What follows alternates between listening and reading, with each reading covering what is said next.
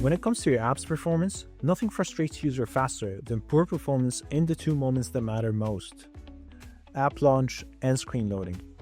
These are the very first experiences your users have when opening your app. In this video, I'll show you how Luciq helps you stay on top of those two metrics.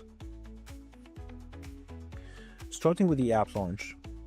No matter if it's a warm launch, hot launch, or cold launch, each of those metrics will have their own custom targets that they have to meet. And if any of your user sessions exceed those targets, you'll be immediately alerted. As for the experience per metric, we start with the trends. First is the ApDex score that highlights how many of your user sessions have exceeded the threshold that you set.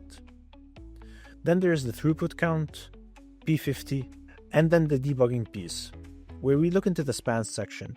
In the spans section, we're highlighting the list of operations that happened within the metric and displaying how much time they took.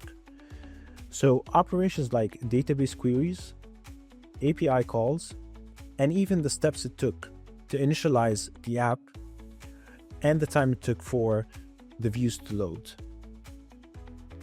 Then the pattern section, where we display the health of the metric against different parameters, like the app versions, device type, or the first screen where the app landed on during the launch.